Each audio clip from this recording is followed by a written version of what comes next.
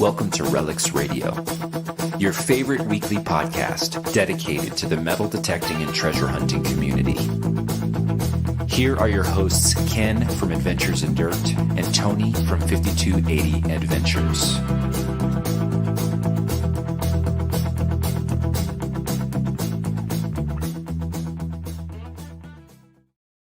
So, hey, we are live. Welcome, everyone. Relics Radio, Wednesday night here in Northern Colorado.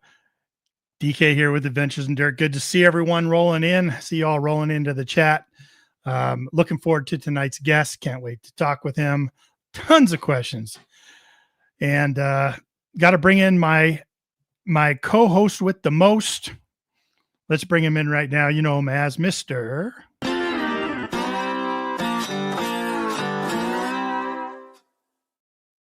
5280 Adventures. Good morning, sir. How are you? I'm good. Doing really well. Yeah. That's good. It's cooling off around here in Colorado these days. Holy cow. Yeah. Came on the other night. First time. Fall is here. Yeah. It definitely made a change here in the past week. And I can slowly kind of feel our metal detecting season kind of starting to pitter out here. I think there's not going to be too many more weekends that we're going to be able to get out this year. Yeah, we need to figure out where we're traveling to get out and still be able to do it. We've got to move east, I think, a little bit. I think so, too. Yeah, I got to tell a quick story, and hopefully our wives aren't watching right now, but I get a call from Ken last week, and he goes, hey, listen, I got to take some vacation time. And I thought I would reach out to you first before I book anything with my wife, so we can come up with where we're going on vacation to go metal detect. Oh, he's kidding, honey. He's just kidding. They're not watching. Come on, they're watching Housewives of Atlanta or whatever right now. That's true, though. I did. I'm just like, hey, man, before I commit myself too much, I got some days to burn. So, when absolutely. Where are we going? We're actually, we've got some stuff in the works. We're going to be heading probably out of state, doing some things to try to find a little bit of a warmer area coming up, so we can extend our season out a little bit. Yeah. Looking forward to it. We haven't been out in a little while, so anything we can do to get out would be great. Life's been happening, so yeah, big time. We got to finish it out strong. Who's coming in the chat to join us tonight? I want to welcome everyone. Yeah, we got a whole bunch of people here already. Metal Sharks jumped on early for us. What's up, J-Man? Good to see you. Yeah. How about Dirt Digging Historian? Excellent. First time participating. Thank you kindly for all you do. That's awesome. Yeah, thanks. Welcome. Good to see you in there. They're still here with us. Yep. How about Teresa? Hello, Teresa. Yeah. She said, hey, and I said, my. I wonder if she picked up on that. Oh, yeah, I didn't get that. My show Digger. Good evening, all you dirty money lovers. What's up, Tim? Are you good to see you? Tim said he got out this week, so yeah, pretty good. That's good. Bob Rose. Yeah. Good to see you. Look at Tim's. Oh, well, there's Bill Hayes. Yeah, he was a little. Is he a birthday boy here? Yeah, happy birthday to Bill Hayes. Happy birthday. That's right. See Tim's other comment? Chicago Ron. Yeah. Killing it over in Colchester. I know. I've been watching that stuff. It's crazy. I've been itching and trying to figure out how I get back over there again. When I told you I had days to burn, we're like, well, can we get back over to England? Well, friend Cindy was just over there too. And about every day at first thing in the morning, because she was just getting back from detecting for the day. Right. Send us both a text going, oh, this is what I got. Yeah. Okay. Thanks so much. That's cool, man. She was over there and from the field too, she would share stuff with us. You know what I mean? Like she didn't have any friends with her in her group. She met them all there, but she didn't have any good friends with her. She went by herself. And so she was texting Tony and I her finds as she would find them and totally excited and stuff. So it was great. Yeah. Cool. Good evening to E-Tector. Yeah. Good to see you. Quick hi to Robert Thompson. Dave Crookshanks, good to see you. Welcome, everyone. Con Mullen, excellent. Yeah, lots of people here. We got a great Windsor, Ontario, Canada. I'm sorry, what's that? No, we got a great show, a great guest. We've actually, I reached out to this guest a while ago, and we just having to set up a time and stuff. And I've been so anxious to talk with Greysen about everything he's got his hands on. It's gonna be a fantastic show. Fantastic. Lots of information, a lot of pictures, a lot of artifacts and relics and stories to talk about. So I'm so into what he's interested in, what he's into. Like, I'm so into it. It's like I want to learn as much about it as I can. I can see this really becoming another expensive habit for me. That's right. That's right. Let's bring him on. Let's get him on. All right, let's do this. Good morning to Mr. Greysen Reimer. Greysen, how are you, man? How are you? How's it going, guys? Good. Going good. We're glad you can come on and spend some time with us and talk about all you're up to, man. I can't wait because I'm so interested in it. I know a lot of our listeners are interested in it too. So thanks for coming on with us. No problem. I enjoy it. All right. So where do we start? So Tony and I share a Google Doc sheet. So we both share it so we can see what each other writes in there. And we had just a ton of questions and some pictures of yours that we want to end up showing. So if you're listening in, it's going to be a great night. Stay tuned. But why don't we just take it back to the beginning, right? Of all things, right? Of all things, we play baseball, we go camping. How did metal detecting, interest in artifacts, where did all this interest come from? So me and my dad have land down in Iowa. And when I was a kid, my dad used to get me into like looking for deer sheds. Have you guys ever done that before? Absolutely. So we're out one day and we have this creek that runs through our property. And there's this old man in the creek. And my dad he kind of got pissed, right? Because he's trespassing on our property. But my dad started talking to him, and it was the nicest old man. And he kind of showed us what he was doing. And he was looking for arrowheads down in a creek. So then fast forward a few months, I get back to where I'm from, right? Not from Iowa, back to the Midwest. And I wanted to find arrowheads in my area. So I started doing a lot of research, all of this. And one of my dad's buddies mentioned to me that on an island right where I live in my town, there was a copper spearhead found. So after that, that's what got me started. I got my Garrett 300 out there and I started detecting. And then first time out, I found this nice conical spearhead from 8,000 years ago. So that got super excited. I was hooked. Now, did you immediately start once you found this old man in the creek and talked to your dad about what he was finding and stuff? Did you immediately start wanting to learn about that? And then when you heard about this copper spearhead, were you like, okay, like did you have any did you have any grasp of what that meant, or was it just an artifact you heard about, or did you know it could possibly have been from a copper culture era and all that stuff?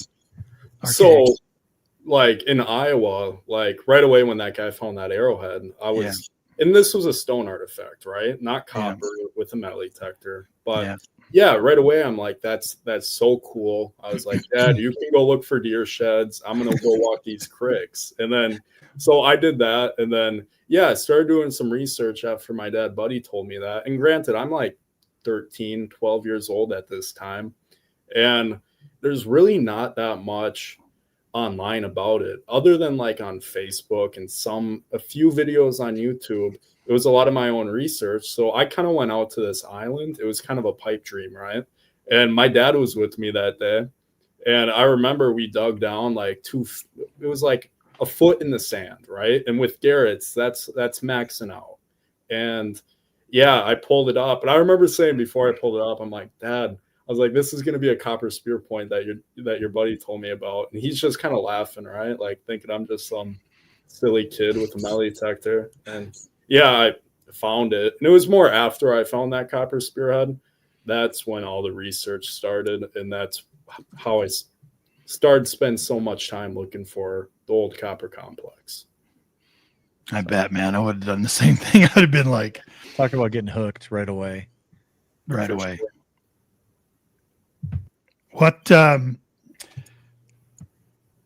What Garrett were you using? Did you say you were using a Garrett? It was like an old 250 or something like that? Yeah, it could have been a 250. Maybe it was like the 300. One of those ones with the yellow box. And then, Sure.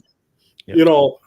I'm trying to think back now. Maybe I think I found that spear point with the old bounty hunter, which is even more crazy because that's like a $100 machine, right? You can buy those Shopko or Walmart. But Sure. yeah, I used the Garrett for a long time. Got my Mind Lab Equinox 800 a year and a half ago, and that's a fantastic machine. I like it a lot. That's what you're running with these days? Yeah, the Equinox. Yep. Great everybody machine. that I talk to about the Equinoxes, man, they just love them. And I've been around a couple of our buddies and stuff have the Noxes as well, and fantastic machines for sure. Yeah. So then when you found it, did you just start metal detecting after that? Or was it sort of, did you immediately start pouring into research, or was it just, I'm going to go to the parks, I'm going to go some houses, I'm going to try to, I think we were talking before the show, you said you were kind of watching like Nugget and Aqua Chigger's videos and stuff. Yeah. So yeah, I guess I was watching Nugget Noggin and Aqua Chigger when I was like probably 10, 11. So I just turned 20. I'm a sophomore in college right now. But yeah, so I never really had a park phase. I know where I grew up, it was kind of like there's the main town and then there's another little set off town. It's a little mill town along the river. So I ended up doing like all these abandoned lots. And after I did that, I was trying to find coins, couldn't really find coins because it all had been detected out. And then I started to realize there's a lot of guys that metal detect and do lots and look for coins. So then I started really to focus.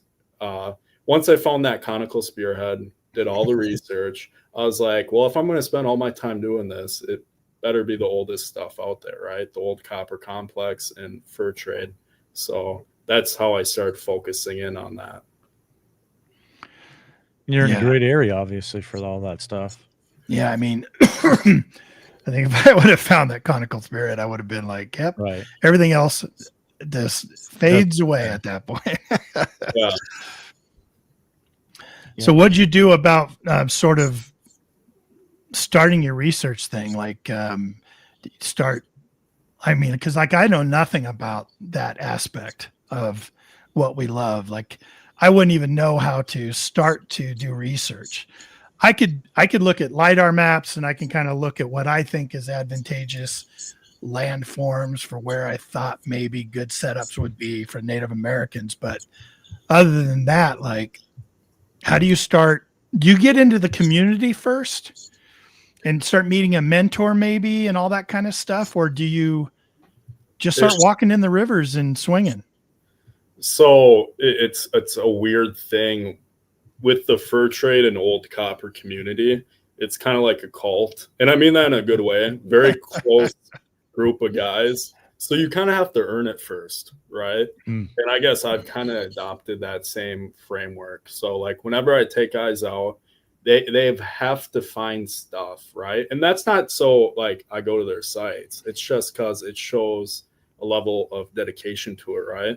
Because it's easy when you look on Facebook and see like me posting every day copper spearheads and musket barrels, but that really takes a lot of time and intuition, research to get that knowledge. I know the biggest number one, the first thing I love to use is LiDAR. I know you already mentioned that, but it's great. The DNR where I'm from has their own public website and it's very high definition LiDAR. So yeah, that's a great free tool.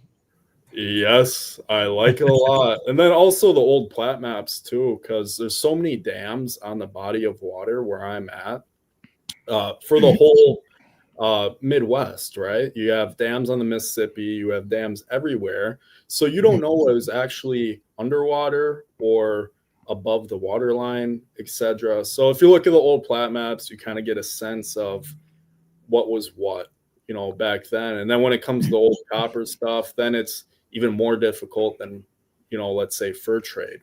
Looking for flat spots, looking for places that people would have portaged their canoes, etc. And old copper and fur trade, they overlap, right? Because a good place for the archaic Native Americans would have been a great place for the fur traders, the French in the 16 and 1700s. So a lot of overlap with the two. So really no, like, go ahead. Life and survival, kind of really hasn't evolved and changed all that much. You're still looking for those same identical places, because if they were good then, they're going to be good now as well. 100%. Yeah. I've even heard these days, like if you would think that's a good camp spot, chances are everyone that came before you probably think that's a pretty good camp spot. But we just have so many changes, landform changes and developmental changes that go on around us. So I guess getting out into the sticks, getting out into some more remote areas and seeing what's there and trying to put that all together is definitely probably part of the challenge, Yeah, no, it can be. I know what I've noticed, and I'm sure you guys notice this too. Like in your research, all the highly developed areas for, let's say, like fur trade in your guys' area, or even Civil War, Revolutionary War, Native American artifacts, they're usually right where the big cities and the towns are built on the river systems today, right? I know, like what you said, what a good spot was 1,000 years ago, 300 years ago is a good spot now. So a lot of my permissions that I get, yes, some are, miles and miles in the woods, but other ones are right in people's yards. And you just got to get the right dirt. Soil has to be perfect. And once you get that, really know what you're doing, you're good. You really are. What do tons of questions about that? I know. With those things that you're finding that are 6,000-7,000 years old, I know it's a general statement, but in terms of depth wise, I mean, are you talking that these things are really over a foot deep or more? So I've run surveys on some of my copper sites before, especially when I was younger, because I'm going to school for archaeology now. But when I was, 14, 15, 13 years old, I kind of wanted to turn into a science, right? So I'd go to these places where I had found copper spearheads and I would survey them. And if you guys don't know what a survey is, it's when you take a screen, right, with wooden legs and dig basically a basketball-sized hole in the ground. And what I found out was most of these copper sites, to get to the archaic layer, it's about 3 to 2.5 feet down in the ground. Your metal detector isn't getting that deep. So I want you guys to imagine this right now. The old copper complex, these copper spear points I am finding, you have 10,000 years ago to 45,000, right? That's a lot of time. Have you ever walked in a woods before and noticed all the trees that are uprooted? All the trees that are uprooted in the woods? Yeah. Yes. Sure. There are some. So that's what's going on. If you're in mature like woods, right, and you can find copper stuff there, it's all out of context at that point, because over 4,500 to 10,000 years, so many trees fall over, so many animals dig things up, and that they're digging up those copper artifacts, and that's how they're found. Some of my best sites are flat ground on water that is about to get developed, because they're moving all the dirt around, and then you find everything there, right? Because majority of these copper sites out in the middle of the woods, you're only getting a fraction of it. You really are. Interesting. Yeah. I think when you start talking about 5,000, 6,000, 8,000, 10,000 years ago, we can hear the number, we can understand how big a number that is, but it is so unrelatable. You know what I mean? It just seems so unrelatable. I guess if it's somebody like you that spends a lot of time kind of studying, thinking in those terms, maybe it means something more to you than to me, but all I know is it's just darned old. You know what I mean? Like that's a long time ago. And you would just think that development would completely erase everything over that long a time. But how do you reconcile that? Like, how do you reconcile when you're holding something that's 8,000 years old in your hand? I mean, I say it a lot of my videos. I'm like, guys, no one has touched this in 8,000 years. I'm the first man to hold this again in that long of time. And it's one of those things, no matter how much knowledge you have or how much knowledge you think you have on the old copper culture, it's still, it's hard to grasp, right? It kind of takes, you gotta wait for the adrenaline to go down and for you to go home that night.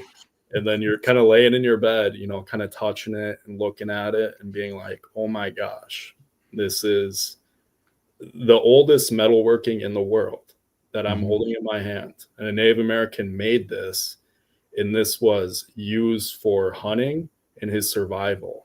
He needed this artifact to live. So yeah, it's mind-blowing for sure.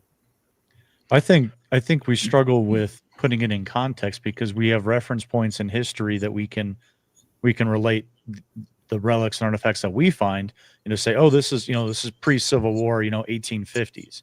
You have a spot in history where you can say, okay, this is kind of how they were living during that time. But you're talking, we don't have a relatable time that we really can say 8,000 years ago, and really understand what everything was like. Honestly, I mean, it was so different. Oh yeah, no, it was a different place back then. I mean, the water levels were higher, and we were talking about this before. So, like, I've found artifacts, copper artifacts, in like high spots, way far from the river. Right, that used to be swamp, but back during the archaic time period, that used to be a bayou or a peninsula, right? Mm-hmm. So it's a lot of different variables. There's a science to it, when it comes to scouting and finding these sites. And really, at the end of the day, it's just time spent and intuition, right? And research. So it's a lot of different things. It's funny you say it like that because the other guests that we've had on that have also been in the Midwest and copper culture and those kind of different things, the same exact philosophy, ideas, visions, it's all those kind of the same exact thing, intuition. And really it's more from what they've said, you're at a spot and you have more intuition rather than looking down at like a map and trying to figure it all out. You look out there, and if you've got it, you can look out there and you can see it. I could tell stories for days, guys, about intuition when it comes to, and I don't even think intuition is the right word, but more of a spiritual. And I know that that's corny, but it's something that it's too bad not everybody can experience, right? I mean, I've found things in not only just, super rare artifacts, but just in like the weirdest ways, right? Just by accident. I know this summer I had it. I was like kind of hardly swinging my metal detector. Me and my buddy just got to the spot, me and Casey, and I thought I had an aluminum can. It was right on the surface. And we just got there, and it's like, what the heck? And I freaking kicked the ground because I'm like, oh, it's going to be an aluminum can. It was a nice 5-inch copper spearhead. And I'm like, what? How is this laying in the ground? And it was right on the deer trail. And I told Casey, I'm like, I bet someone dropped this walking out. He's like, it's like, probably not, probably a tree uprooted it, but it just blows my mind. I could tell stories like that for days, just stuff you shouldn't have found, but just end up finding it. Yeah, it gave me goosebumps just hearing about that story. You start thinking about how long that game trail was used, and maybe we're never going to know the exact story of the item that's dropped, but it's sure fun to sit there and speculate about it, put clues together and fit a story. Sitting here thinking about asking permission. So, like Tony and I, and even people back east and such, you do some research, you identify this property as a potential target that might be able to reveal some cool historical relics. You knock on the door, you introduce yourself, you do all that stuff, and you either get one of two things. People, oh, I had no idea. Or you get, oh yeah, my great-great-great-grandfather owned this land, and yeah, this is where this used to be, this is where this used to be. But there's no point of reference for 6,000, 7,000, 8,000 years ago. Yeah. So when you show up and you're like, this is what I'm looking for, can I have permission? are they just like, no way? And then if you actually show them something, are they absolutely blown away? It's different for everybody, right? I know a lot of people. I'll either get people that are just they want to come with me the entire time, like they'll be right over my shoulder, which I enjoy because I can explain everything to them. And then they're like, like for the first like hour, they're just like, no way. I know I did this trading post and the guy just didn't believe me. And I ended up finding some really cool stuff there. I found a trade axe and he's like, oh, wait, you are correct about that. He was trying to tell me what it was. But when it comes to the copper stuff, I've noticed that since if I would say I'm looking for like golden rings, people are like, oh, that's worth money. But with the old copper culture stuff, people don't believe me. And it's kind of worked in my advantage in a weird way where people just think, young kid, probably, has a pipe dream of some sorts. And then I end up showing them all this stuff and they're like, oh my gosh, I can't believe you found it. And then they usually give me a lot of credit, right? Which it's a lot of research I put into this stuff. It wasn't just luck. And then it ends up being where they normally don't want any of it. I've had like a few weeks ago, apology guys, someone's going on the other side of the door.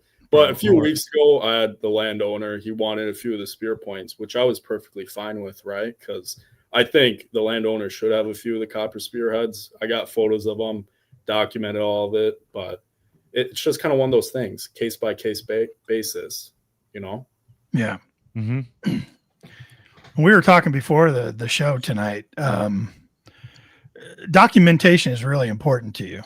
Yes. As I think it should be. Well, why don't we talk a little bit about that? Because like you said, you're in school now for archaeology, but even probably before that, you probably learned early on that documentation was what you were going to probably be about.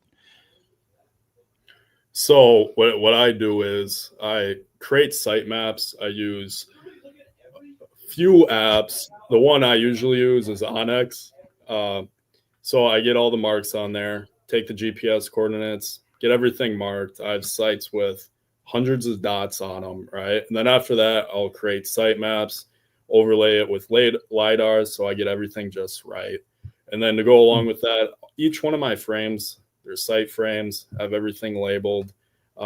Documentation is key. And then that's why I kind of started getting into the social media aspect of it too, because I like to take videos and photos, right? Like how deep down was that spearhead found? Helps out a lot, right? They say, a photo's worth 1,000 words, right? So a video, what is that worth? It's worth even more than that, I think. Yeah. It's definitely impressive. I know that I was watching some of your stuff, and how important is soil condition? Like we Tony and I talk about all the time here. In Colorado, is soil very loamy and sometimes sandy, and it can protect relics extremely well. Like we'll pull buttons out that look like the day they were dropped, just fine detail. How important is that to you? And does that ever change the area you're looking in? In other words, does that affect your decision, an area you're going to look in? No, it doesn't change it because my perspective is of the research mindset, right? I'm not trying to find, the best quality pieces. It's locating sites, right?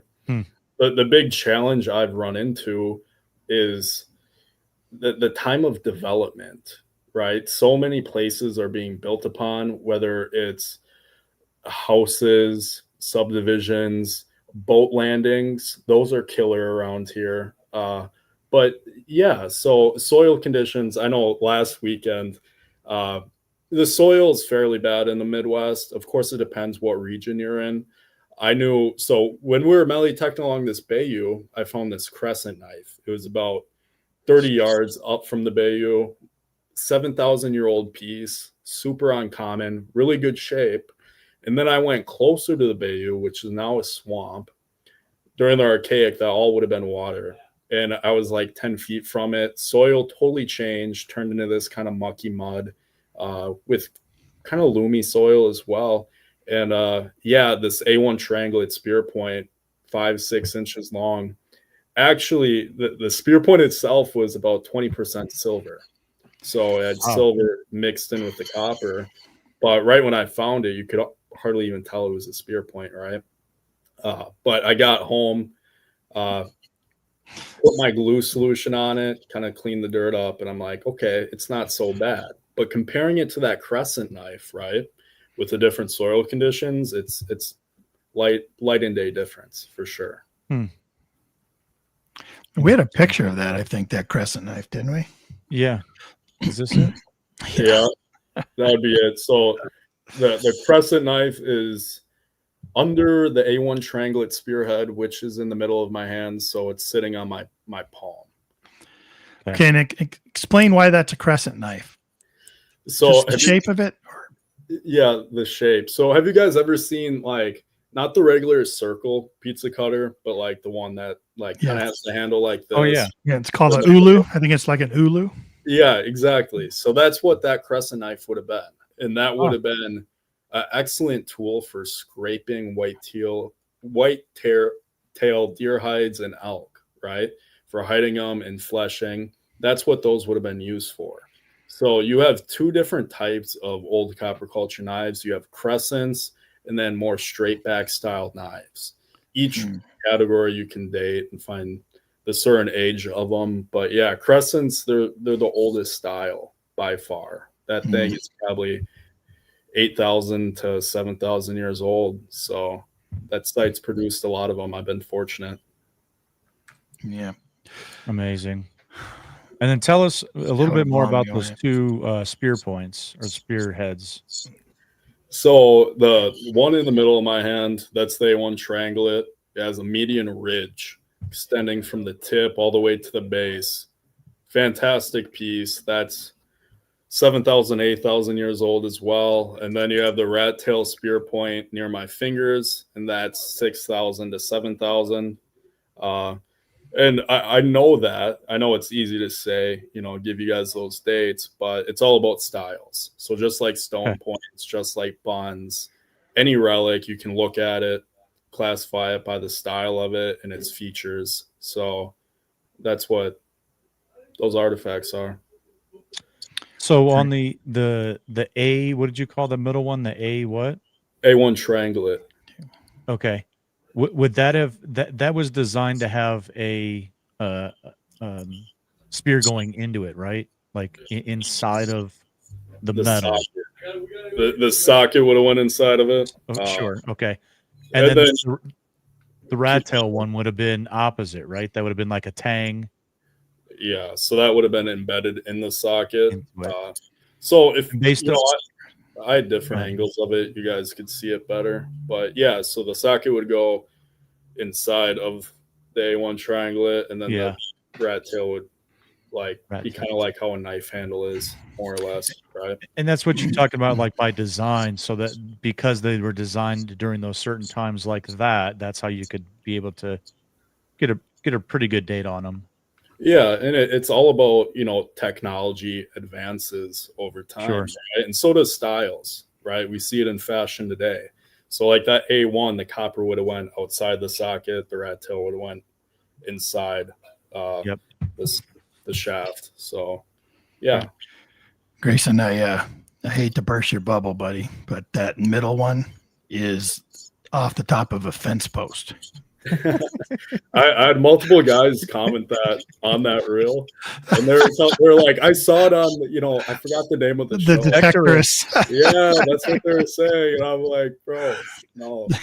Oh my gosh! I can't blame you for thinking that. But. Have you seen that little clip on that show for that scene there? I think I watched it when I was a kid, actually. So my God. I thought it was funny when the guy said it, for sure. Yeah. They're in absolute amazement. They're like, it's Roman, right? Oh yeah, it could be. Absolutely. Hey, go clean it over there in the tank. And he walks over and the fence is right there. And it's literally the top of the fence.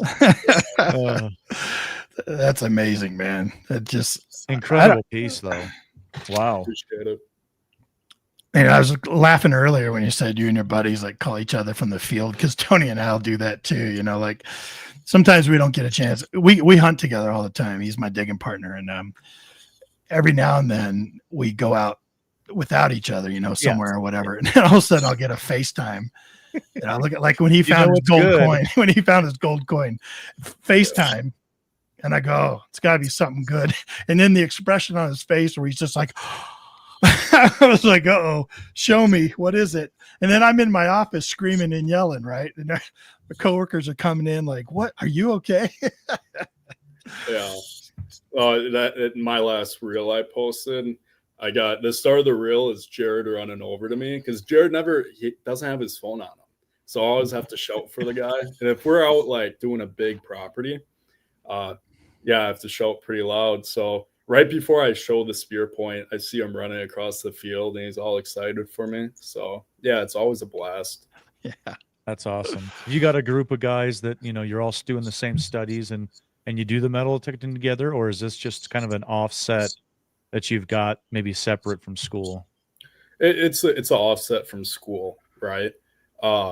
Like I was saying to you guys before, the archaeologist community is somewhat reprehensive of metal detectors and collecting. What they don't understand how far technology has come in the metal detecting world, right?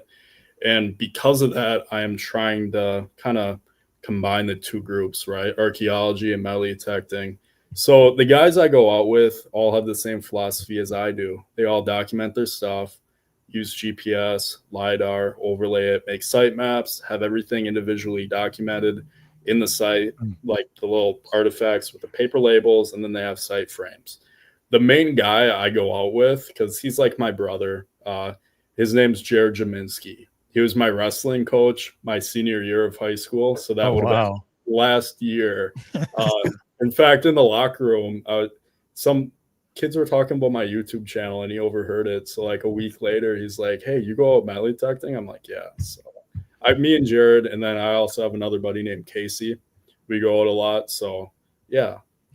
Yeah, I was going to ask you like what your friends and your family think of it. You know what I mean? Like, because it's a pretty unique hobby, a pretty unique interest. You know what I mean? Yeah. Especially for kids young men your age. Yeah. So yeah, what's your family think? What do your do most of your friends not know? I would say like my close friends know, but like, as you guys know, like you guys are metal detectorists, right? It's hard to explain to people what you're finding. They just kind of look at you like a nerd sometimes, right? Or they just pretend like they're interested and they're really not. So it's like, yeah, if they ask me about it, they're like, hey, I saw this on, you know, your story or your Instagram or your Facebook or your YouTube, then I'll show them stuff and explain it to them. But there's still kind of that divide there, because like sometimes they don't believe me what I'm telling them, right, about these copper artifacts, which I get. Like it's mind blowing to me as well. But yeah, I guess my dad, he helps me out a lot. So like all my site frames, my dad designs for me, which is really nice of him. He enjoys doing it. So my dad's really cool that way. So my family's very supportive of it. They think it's awesome. Very cool. I think the perception when you say you're a detectorist is still that old fat guy like in a Speedo on the beach, you know, with like 1,000 gold chains around his neck and, you know, that kind of thing. And so when you tell them that, you know, they equate it to, you know, the get rich quick scheme versus, you know, the three of us are more interested in the history, the preservation, the recovery, all those kind of different things of items that are long dropped versus, you know, an earring that was dropped yesterday at the beach. So for sure. And it's saving history too, right? I mean, time and development destroys so many sites, and it's unfortunate. Wherever you are in North America, sites are being destroyed every day. So it's the good apples out there that know their history and are willing to spend the time to save it. So it's a really beautiful thing. It's funny. I can't tell you how many times Ken and I have been doing research on maps, and I'll send him something and go, oh my gosh, you know, let me look at this overlay. And all of a sudden it's like Walmart is over the top of it.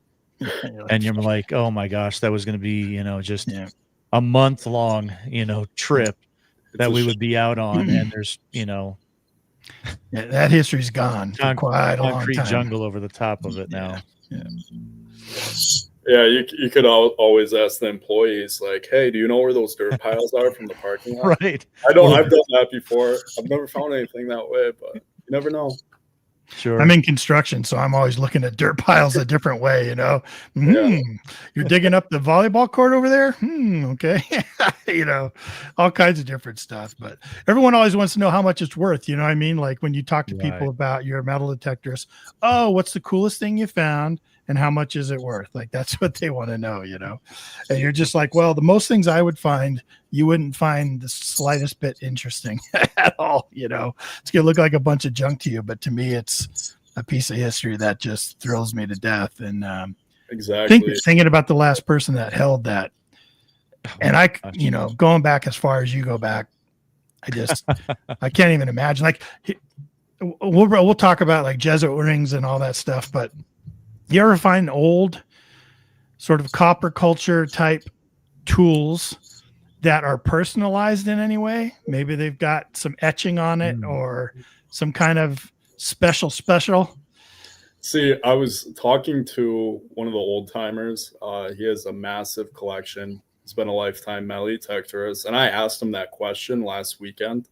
So for every 25 finished copper knives or ovates, which is a type of spearhead, about 1 in every 25 will have etching on them. So it's very uncommon. So last weekend I found a bead. I found a few beads before, but I haven't found etching. And etching on copper spearheads and knives is personal as heck. Yeah. And I think it would be pretty cool, but just haven't been lucky enough yet to find that. But is that sort of a really desirable thing you're looking for? I know with Tony and I, with the relics we collect, anything personal, anything with a name, a marking, anything we can identify and research. Going back that far, not, but you just know it's a personal effect. For sure. And it must be just amazing for something that old to have a personal effect on it.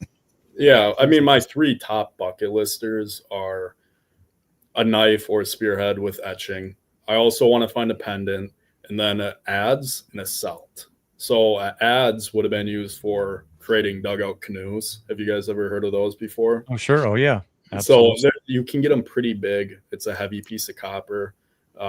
So I would say probably adze is on my bucket list. That's like the most uncommon copper artifact to find. But at the end of the day, it just comes down to timing and luck, right? Wow. Yeah. Do you find yourself hunting for, you say they overlap a lot, but fur trade sites versus copper culture sites? I go through phases. So at the beginning of this summer, I was interested in fur trade, and now it's more copper again. It just kind of depends. Like, I'll get it in my head. So it's a research thing for me. I'll be on Onyx, Google Earth, LiDAR, and I'll just see a property that just kind of looks good, and I won't be able to get it all in my head. So after that, I'll go get permission for it. If I can't get permission for it, then I'll kind of, start looking for, fur trade in that area. Wait a little bit, go up to that door again, because I don't have any quit at all when it comes to permission, even if it's a hard no.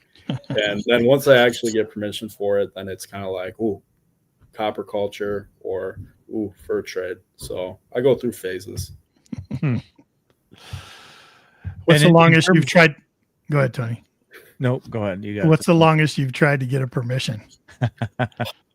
So there's a place called, and I'm fine saying this because like it doesn't exist. It's called the Burnt Grounds, and it was one of the largest Native American village sites from the 1700s in my area, and it's supposed to be right where my house is. So I have spent way too long trying to find that. I've went through, archaeologists that I know very well because I'm going to school for archaeology, trying to pull up old records, talk to other metal detectorists and a lot of different people. But what it looks like, and I never, where it says it exactly is, I never could get permission for it. I asked the guy about 3-4 times, and he was just one of those old guys where I just couldn't tell if like he was just kind of like not lying to me, but not being truthful about it. Cause he was like, yeah, I've had this farm for a long time. And you really wouldn't answer my question if you knew like if any Native American fur trade relics were found there. But I would say, yeah, the site literally where I live, where my house sits, which is upsetting for sure. Keep at it. Keep at it. You'll find it. Appreciate for it. sure. Wow, man. I can if I so like written material, written media. You know, if we're looking for Civil War relics, there's written media out there. Maybe people that have written about it in the past, old letters home from the Civil War soldiers that you can locate, diaries, stories that you can look up that point you in certain directions. Well, you don't have that written media for 6,000, 8,000 years ago. So is there any written media you do for research? Like, are you just looking maybe into old fur trade relic hunters maybe that had written about it? Is it more of a communal thing of, you know, because like in town, we can go to the local coffee shop and talk to the old guy sitting there, right? And you can tell us like, well, my grandmother remembers the circus used to be over there. You know what I mean? Yeah. Yeah. It's so like, as I mentioned before, fur trade and old copper culture, they overlap. Not only the guys that, you know, if you look for copper, you look for fur trade. And that the same thing goes for like the sites as well. Right. So like there's the old French journals. If you can get your hands on them, they can point you in the right direction. I haven't had any luck with that. But like the original plat maps for my area helps me out a lot when it comes to old copper culture sites, because those French British maps show what the water looked like before the rivers were dammed. So that helps me out for not only fur trade, but copper as well. So good point. Yeah. Yep, good point. I think you had mentioned earlier about when you recover the artifacts and in terms of cleaning and preserving, what's the extent that you usually go, or techniques that you use, or anything like that? So copper, the less you can do to it, the better, right? It's the same thing with the copper coin, like a large cent, right? Sure. The most I do, so like if a spearhead is in really bad condition, I'll put a glue solution on it, so it basically allows you to still be able to handle it. It holds it together. But other than that, like I stress it so much. All my buddies that have gone into the hobby, just like the like, don't even run water on it. Like I'll take a wooden toothpick, clean the dirt off. I even leave the dirt in the socket of the spearhead so they can get C14 dated someday.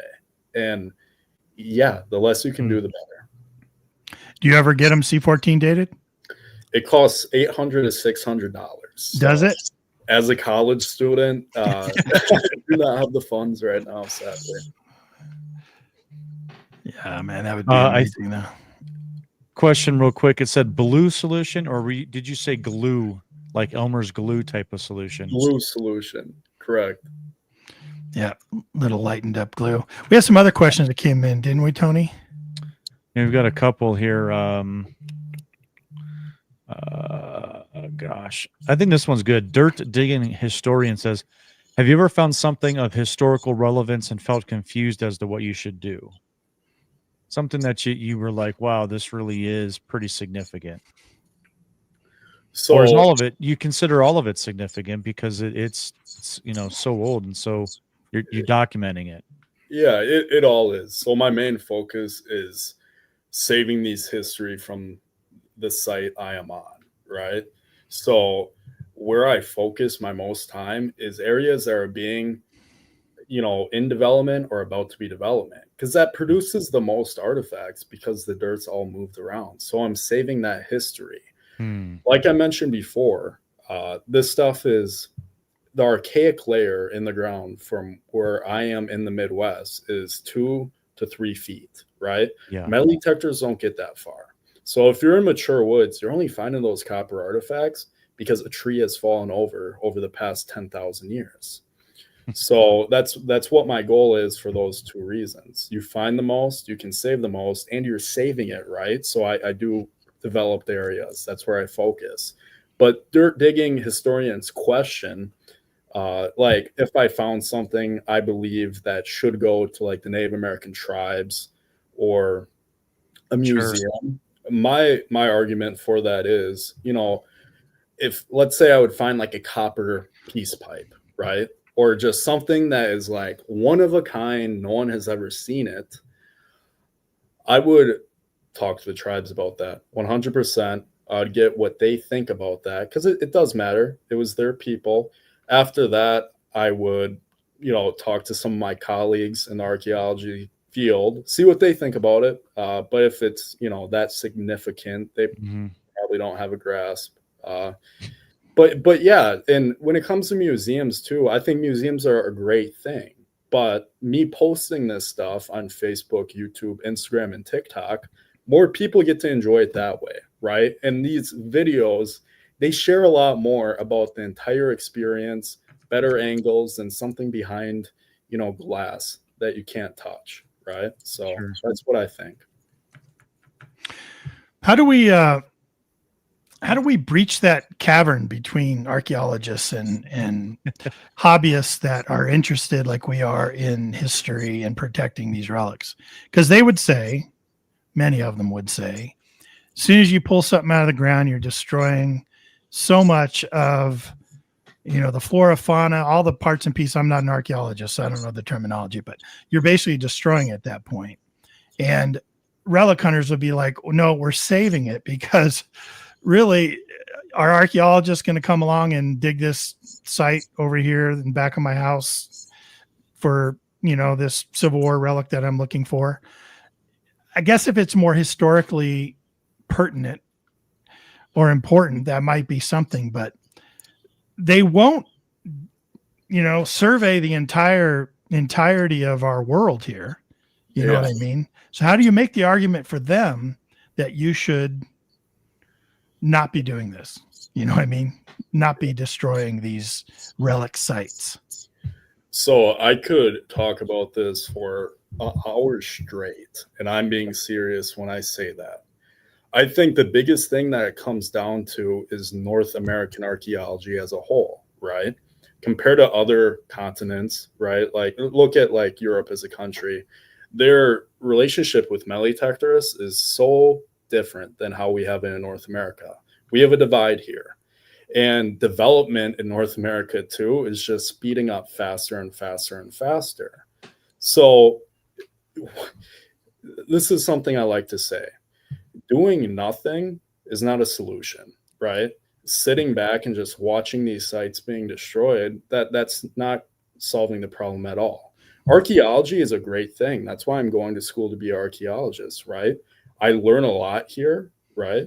And also, like, I do believe context and provenience of these artifacts, whether it's, dating it from faunal analysis, etc., that needs to be done. There's a time and a place for that. And overall, it's a great thing. But we have to be, you can't be ignorant to the fact what is happening in North America when it comes to these sites. I wish it wasn't that way, but it's the world we live in. So we have to, people need to be leaders in this, right? Melitectorists need to share the knowledge that they have about these sites, right? And look at the facts. Like I said, the context and the provenience isn't being destroyed on these copper sites. This stuff is already out of context if you're finding it in mature woods. And on the, the sites that are developed, you find a lot more because the dirt's being moved around. Nothing's being destroyed. And when you get into fur trade relics, right, that's even more of a sad story, I should call it, because majority of the fur trade sites are underwater from the dams. The fur traders would want to be right on the water so they could trade, right on the banks on a lot of these sites. So unless if you have a trading post or a large Native American village, it's going to be underwater. So the damage has already been done. It's a race against time at this point. It really is. Amazing answer. I know we and a couple of our buddies, we've got permission at a pretty historic site that, once I was there for the first time, my question was, why does the state want nothing to do with this site? And it's a shame that, not there hasn't been more organized effort to document and save this history, and that it's just there for whomever, whatever. I mean, it's a shame. And it comes down to techniques too, right? Like we are talking about before, if archaeologists, and I've worked with archaeologists in metal detected sites before, they're blown away. They're like, how did you find all that? Right. It's mind blowing what the technology can do now. You can survey a site, like I can do you could put me anywhere and I can survey a site and I even have to dig a signal and I know it's copper just from the multi-frequency and the Equinox detectors. So it's they haven't updated to the times, and I understand it why they haven't. But yeah, if you're gonna go, like, let's say there's a trading post, survey it and like do a few test excavation holes with a sifter, you're not gonna get the whole story like you would with a metal detector. Why would, I'll keep following along this theme, okay? Yeah. So why would an archaeologist, group of archaeologists, not want to collect if the effort was being done to locate and identify? And I'll give you an example. Tony and I were brought in to help locate and identify either the existence or the non-existence of a possible location of an old Civil War era fort, training fort here in Colorado from 1864. So our group was brought out to either find relics that would prove its location was there in a suspected location, or not find any, at which point they could cross that off the thing. So everything we found there had to be uncovered, identified, which we were instrumental in because we find so many of the typical artifacts. They didn't know, how do you know that's a, this or that, but then they would rebury them. So they would rebury them where they stood. And that was their, philosophy, their take on it. I forget what they call it now. Procedure. Yeah. I know the word that and when I say archaeologist, that's a broad term. I would say it's 80% of archaeologists don't agree with metal detecting because they believe it's bad ethics, right? Of course, that depends where you are in the US. Of course it does. But at least for my region, it's about 80%. And how they describe it is ethics. Okay. They look at artifacts and relics in a way where it's not about, how uncommon or what the artifact says. It's the context with it, right? So for example, if you find a feature, like a trash pit feature, and inside that feature from the archaic time period, you find a nice big spear point. What does the copper spear point say about the feature that's in? And that's a great question, and that's a great thing. But the artifacts themselves say a lot too, if you know a lot about the artifacts. And that's kind of the divide right now between archaeologists and metal detectorists. Metal detectorists have the mindset they need to know everything, right? I'm sure you guys know a lot about overall history, whether it's Native American, bottles, relics, Civil War, Rev War, etc. And archaeologists are very general in what they like to study. It's either lab, historic, prehistoric, lithic, ceramics, etc. So both groups love history, and that's what I don't get. So I don't get why we don't see eye to eye. But there's just a few bad apples in like the 1970s through the 1990s, and you can't blame them because technology wasn't that good then. But they would just, find all these awesome Native American copper spearheads, fur trade, stone points, and shove them all in frames, make them look super cool. And all the context was lost. But technology's gotten so good now. And time and development is just increasing so much where us both groups need to see eye to eye. It's a must at this point because Absolutely. history is being lost. Yeah, and if we did see more eye to eye, the two working in tandem would be absolutely incredible. Yeah. I feel, every time Ken and I have worked with archaeologists, they've been absolutely amazed at what we've been able to help them with, to document and write more of the story to it. So, I don't know. We've gone over to England also to kind of look for older stuff than we can find here in the States. But and it's different over there too, right? They have a they have a Treasures Act, they have a archaeology scheme or whatever they call it, and they do see it differently. They have so many relics in the ground because it goes back, a lot longer than here, but still only a few thousand years old. And they have a different relationship with archaeologists back then. They don't necessarily like them better because they can be kind of pompous and it's sort of a different take than here. Like here, I don't think we see archaeologists being pompous and sort of overstepping. It's just they have their own take on it, which sometimes butts up against a metal detectorist. You know what I mean? Yeah.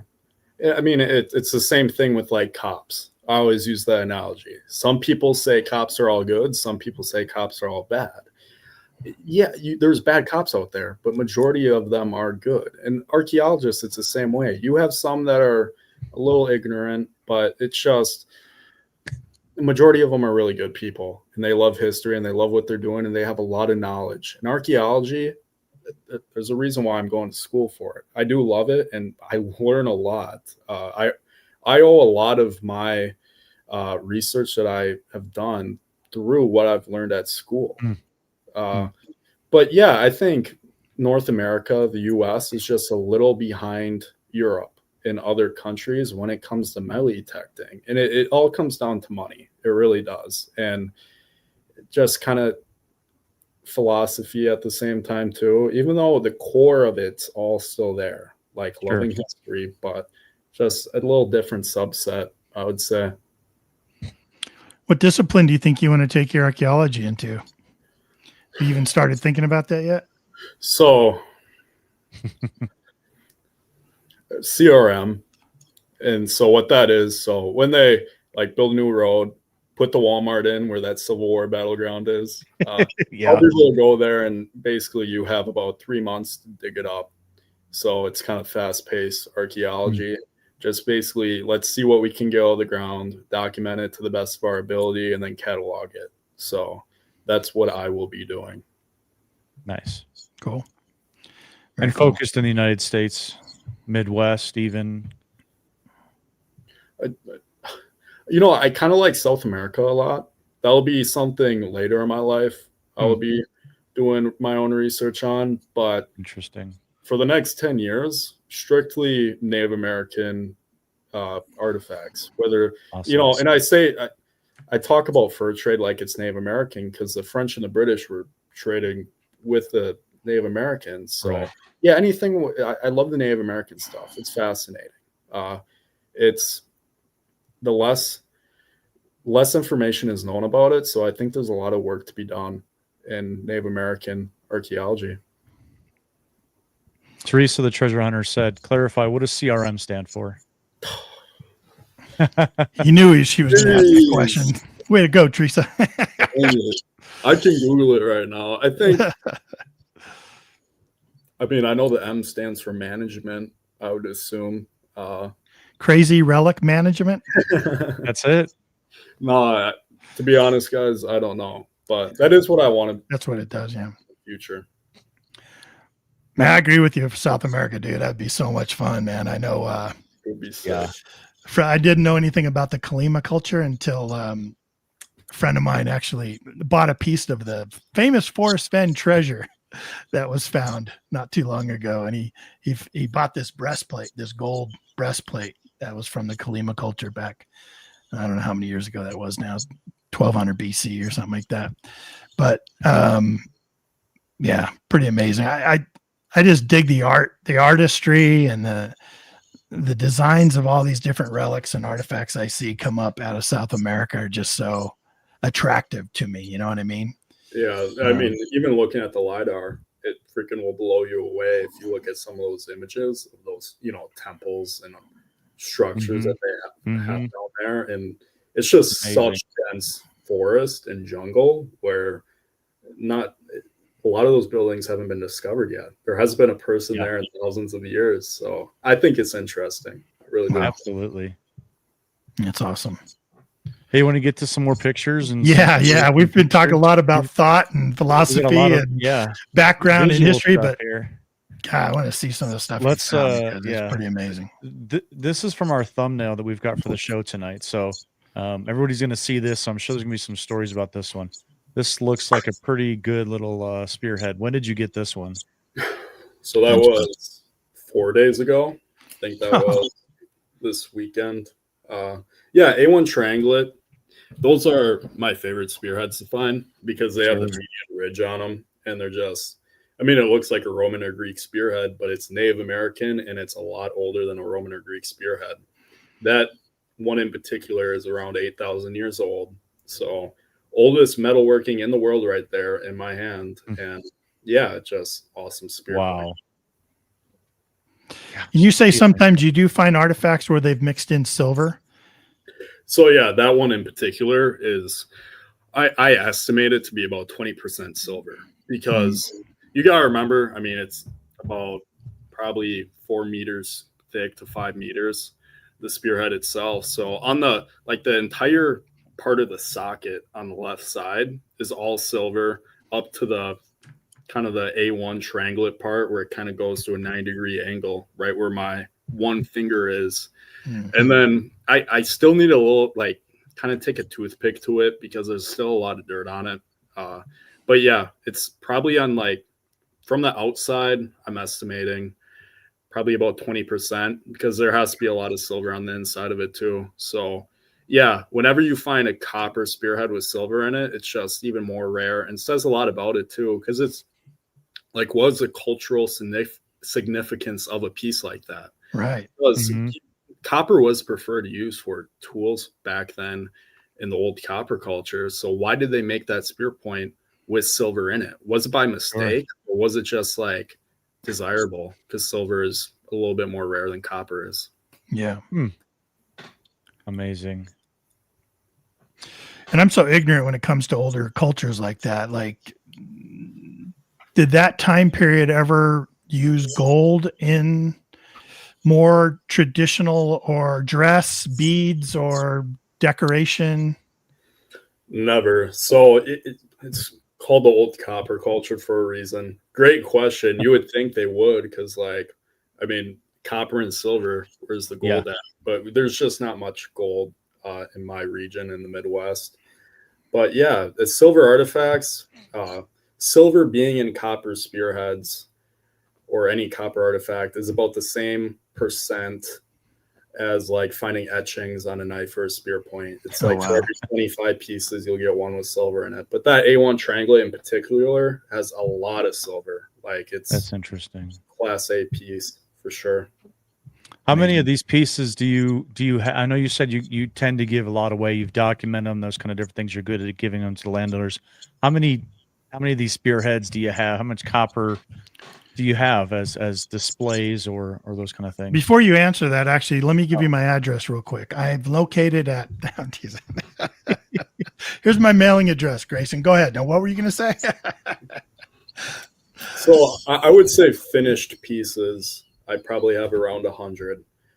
So what I mean by finished pieces, that means copper knives, spearheads, awls, which would have been basically as a needle, harpoons, other copper tools, pendants, beads, probably around 100 pieces. But really, is it awesome to look at copper A1 triangulates with silver in them? Yeah, but it's more about every copper artifact, no matter what it is. It's just finding it and documenting it, right? Getting the codes for it, making those site maps. even like not only for the archaeology of it, but it helps me a lot because I have hundreds of permissions at this point. It really helps me out when I go back to a site I haven't been to in a while. I can just pull up my phone, like where was all majority of this stuff found at, right? And then what areas do I need to spend more time in? Especially for large acreage of land, it helps out a lot. Nice. We've got an interesting piece here. I wanted to pull this one. It's a stick. That's a cool looking stick. Yeah, look at that. It's a nice. Is that cedar? I think it's oak or elm or something. Guys, that's a copper harpoon. Oh, right when I found it, I told Jared it looks like a flower, and he laughed at me. Like, yeah, well, yeah. I thought it does. It's a rose stem, yeah. Yeah, but so it looks like. So you can see the one barb right there in the middle of the photo with it laying in the dirt. And then it looks like above the barb going vertically, that would be the spearhead. That's actually not the spearhead. That would have been embedded in the bone or wooden shaft of this harpoon. It's actually broken where the tip would have been. And most likely would have had 2 to 3 more barbs on that harpoon. This would have been a large copper piece and embedded in a large wooden shaft of sorts, and this would have speared carp to sturgeon to just small fish. Where I found this was on a bayou. This is swamp now, but it all would have been water during the archaic time. Water levels were higher back then, so they were harpooning fish in this bayou. So that artifact says a lot, and since I have the context of where it was found, makes it even more special. And it's broken too. So what's the story behind that? Did it hit a rock? Did it hit a big fish in the water? Who knows? But yeah, it's a really cool piece. So do you think when that went down and then maybe another barb, it went to a tip, do you think it was a fashioned tip similar to almost what the other side looks like? Or did it just go to a tip from that? Have you ever seen a full one? Yeah, so I was looking at some this weekend in person. My buddy Doug Miller, he's a good friend of mine. He has one of the best copper collections in the world. And he has the same philosophy that I do on, getting GPS coordinates, documenting it to the fullest extent. And the copper harpoons that he has, the spear head itself on the harpoon would have had a barb. So like, the best way I can explain it, it wouldn't be like how this is on the other end. It would have been kind of like that A1 trianglet. It would have that tip of that spear, but just smaller version. And then it would also be barbed out to either the right or the left side, kind of like how it's barbed in the middle of this copper harpoon on the unbroken portion. But yeah, the spearhead would have had a barb on it. I'm curious, would those barbs generally, I'm sure there's exceptions, but would they be on one side or would they alternate sides with them? So muskrat spears from the fur trade, they alternate. So that's a really good question. These copper harpoons, most of the time, 90% of the time, they're all on one side, which is actually very interesting. I don't know. I need to do more research on why they would do that, comparing them to muskrat spears, but most definitely they would have been on the same side. One day somebody went, we should put them on both sides. You're a genius. Oh my gosh. We kept missing these fish. I don't know why we kept missing them.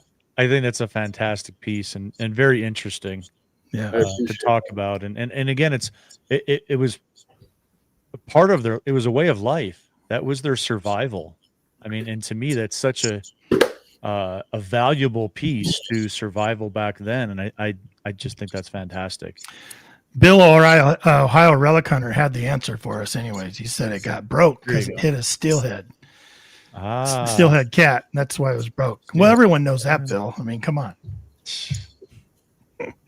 I've got this one's really interesting to me, and I want to hear some stories about this. But these are side plates that are just absolutely incredible.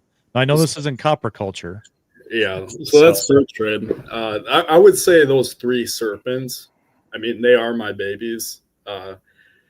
So as you can see from the photo down below, that would have went on the side portion of a musket, a French or British musket. So it would have been a side plate.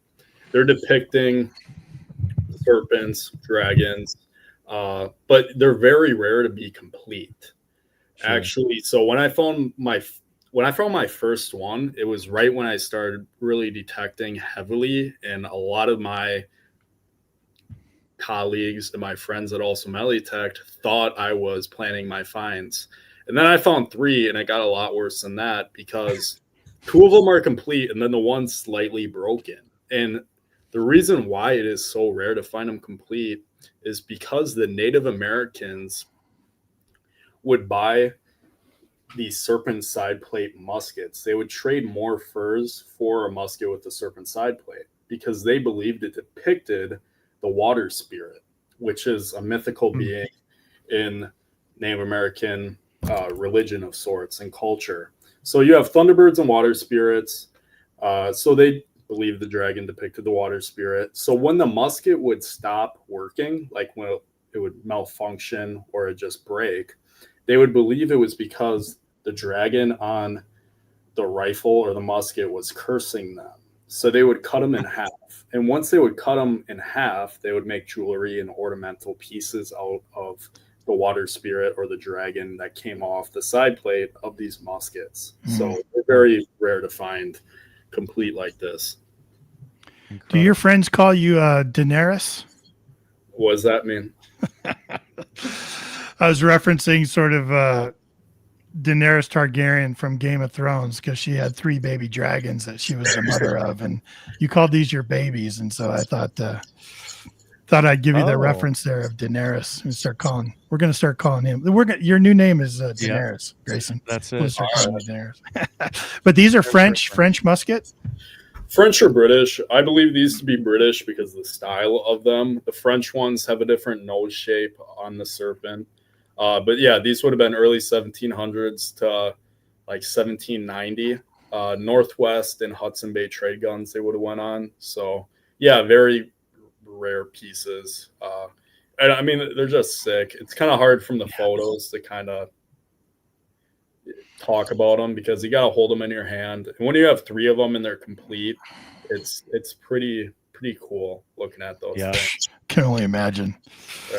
And then the stones in your hand, was that onyx and chert or something like that? Or those are gun flints. So are they really? Yeah. So the ember ones, those are French, and then the 3 black ones nearest to my fingers are British. Amazing. Wow. Yeah. And to find those, and you found them all very close within proximity of each other? So, yeah. So the one serpent side plate was at a trading post site that me and my buddy were excavating. And this trading post is like right under a bridge. So think about that for a second. We got permission for the property. I just couldn't believe it. I found a trigger guard there originally, and then we started excavating it. I had it all gridded out. And we dug there, and we found over probably 15 gun flints at this point, and 4 of those were French. So, like what I was talking about before, the artifacts say a lot about what was happening in an area, right? No matter if it's, a slave tag or a coin, but when it comes to like this French stuff and old copper, by those gun flints, we could tell who was trading at that trading post. It was both the French and the British by those gun. So amazing piece of history there. Wow. That is amazing. Again, great story being able to tell it with what you find. Yeah, so cool, man. That is just so cool. For sure. Let's do one more picture here, and we're going to kind of go with the fireworks here. There's a lot to look at here, and this kind of just shows the full gamut. And so I got to give full credit to my father. He put those sight frames in order. He displayed them. But yeah, each one of those frames are sight frames. So that's all the copper I found at those sites. And I do it that way so they represent the site as a whole, right? Like, would it be pretty to put all my nicest spearheads and all my knives in one frame? Yes, it would be. But a little bit more philosophy, I'm going to say this. I ask all metal detectors this question. Once you metal detect a site, where is that spirit of the site held? Is it where that site was, or is it actually the site frame once you have everything from that site inside that frame? So I want you guys to think about that. And that's my philosophy when it comes to this. So yeah, my dad did a very great job. He was super excited with it. I sent the photo to a few of my buddies, and my good friend Coach Jared, he was like, that almost brought me to tears because he was with me for a lot of those sites and gave me what he found. So yeah, it's pretty cool. Well, you just take one of those boxes, upper left, let's say. You just take one of those boxes. Not only does it represent well and contain the history of that site that you detected, but you have a lot of personal attachment to everything in that box. You have all the memories of who you were with, the things you experienced, the excitement, the revelation, the challenge to get permission, then the finding, and the, the feeling of success of actually finding what you were looking for when you look at that one box. Then anybody that looks at that box and you tell them all about it, you're also sharing that information and that history with them. Then they have their own experience about it. So yeah, I mean, this one little box, there's a lot of power there. You know what I mean? Yeah, no, I 100% agree. Yeah. I mean, your dad. Yeah. Let him know, man. That's an amazing piece. He's got some fans over here in Colorado for sure. It's pretty amazing, man. Well done. Well done. Well, let's talk about. We haven't got too much longer left. You got any questions for Greysen? Go ahead and give us a shout. We had a couple of them that came in. I think we got to much. Let me see. Is there any other? Are there any geographical or topographical features that you like to target as a good possible location? So it depends what region you're in. I know super hot spots, I like to look for an area that's about to be destroyed, because when that ground, like right before they put a house on it, they move all that dirt around. That's when it is best, because the archaic layer is so down deep. But let's say if you wanted to go, look in mature woods, the best thing is a creek that comes out to a body of water, whether that's a lake or river, and finding the highest and flattest spot that would hold the most people at one time. Now, there's limitations to that. There's the difference between summer and winter campsites as well. So there's a lot of variables to it. But yeah, water is key. LiDAR is a great tool. Yeah. What about your favorite piece, man? What would you say is your favorite piece? Come on, you didn't have one pop in your head immediately?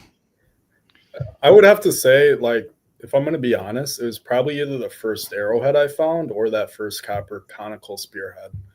Yep. Yeah, I have a lot of stuff that's more uncommon than that, but you can never beat that first feeling, right? Yep. You're right. Great answer, man. Absolutely. It is a great answer. Yep. Because you can't. That's can't recreate it. You never go back on it. It defines almost everything that came after, right? So it does. Yeah, that's pretty awesome. Okay, how about white whale? So that's something that you've never found. You always thought you probably should have by now, or that you will someday. You just haven't found it yet. So my dad always gives me crap, because for the last 2 years, I've been saying how I want to find a silver cross from the fur trade. I was going to ask you. I would say that, but right now, so that would be overall. But right now, in the last probably 2 months, I've been really shooting for a copper adze or a copper celt. Those are the two most. And my buddy found a beautiful one last weekend too. He was water detecting, and I was super happy for him. But that's what's been on my mind probably for the last week. Wow. I was going to ask you if you found any Jesuit rings or the crosses. What do they call the crosses with the double? You know what I mean? They got double double legs on them. What do they call those crosses? You know which one I'm talking about? They come down and instead of just having a single cross, they have two horizontals on them. Yeah, you're talking about the Catholic cross. That would be a Jesuit thing. I do not know the term, but I can visualize it in my head right now. But yeah, so I haven't found a Jesuit ring either, which is crazy to me. They've just kind of avoided me. It's one of those things, like I said with the serpent side plates too, it's just the timing. Kind of go with streaks with stuff. But yeah, the Jesuit rings and silver crosses, anything really Jesuit has avoided me, like to the point where it's kind of ridiculous. That's interesting. Come on already. Right? It's out there, man. You know what's going to happen? You come on Relics Radio. Yep. Next time you go out, you're going to find one of those. I hope so. You got to let us know. You better get a text right away for that. That's it. Oh, FaceTime or something. Seriously, yeah. Excellent, man. Well, look, Greysen, you've been an amazing guest, man. And we've had so much fun hearing your stories and hearing your take on this thing you're passionate about. It's always good, man, when we have guests on here and they get into that. You know, they get into that. And I think anybody listening can hear, and anybody watching for sure can kind of hear where you're coming from and what drives you with all this. You know, some people can tell a good story and stuff, but I think you really let us inside on some of this stuff. And I want to thank you for that. So appreciate you giving us what you gave us tonight. It was a lot to think about. And I put myself in your position, just be like in your shoes, discovering some of this stuff. You telling the story when you discovered it. Yeah, man, special stuff. So I hope you continue to enjoy it and discover and protect and preserve and just have a great time with it and keep documenting it, man. Absolutely. I appreciate that. And yeah, I had a blast tonight. This was great. And yeah, I foresee myself staying with this hobby and my research and studying ancient cultures for my entire life. So yeah, I'm really passionate about it. I love it a lot. Excellent. So thank you guys. Yeah, sure. Absolutely. Thank you, man. Hey, if you want to hang out down in the green room, we'll say our goodbyes off the air. You got a couple extra minutes with us? Yeah, no, that's all right. Okay, give you your last kind of shout here, and then we'll put you down there. So yeah, I do videos on my Facebook, YouTube, Instagram, and TikTok. Greysen Reimer, that's my name. And yeah, all my videos, I do a lot of live digs. I find the oldest stuff in the world, and I'll really talk to you guys and explain it thoroughly if you check out my content. And yeah, I just love melee detecting. It's a great thing. And not only about melee detecting, it's about preserving this history and saving it and working alongside professionals and archaeologists to really figure out what truly happened in our past. So I'll leave it at that. Perfect. Awesome. Good stuff, man. Thank you. We'll put you down. We'll be to you in just a minute. And, I do want to reiterate what Greysen said. We have all his links in the chat numerous times tonight. We put them in the chat. We also have them in the description down below this video. And if you happen to be listening on the audio replay on Relics Radio, wherever you can find your podcasts, the audio versions, we're going to have it in the description of the podcast so you can go click on it and visit his various social media accounts, whether it's Facebook, Instagram, or even TikTok. Do you have a favorite, Greysen, of the 3 different social medias you kind of participate in? Everybody hates on Facebook now these days. So like I've really tried hard with YouTube. I only have like 2,000 subscribers on YouTube, but Facebook, I'm probably going to I'm at 12K right now. Oh, wow. Good job, man. So, but yeah, I would say Facebook would have to be my favorite just because I like the engagement, I like the feedback, and I like working with people on there the best. Gotcha. Cool. All right, man. Tony, you got anything?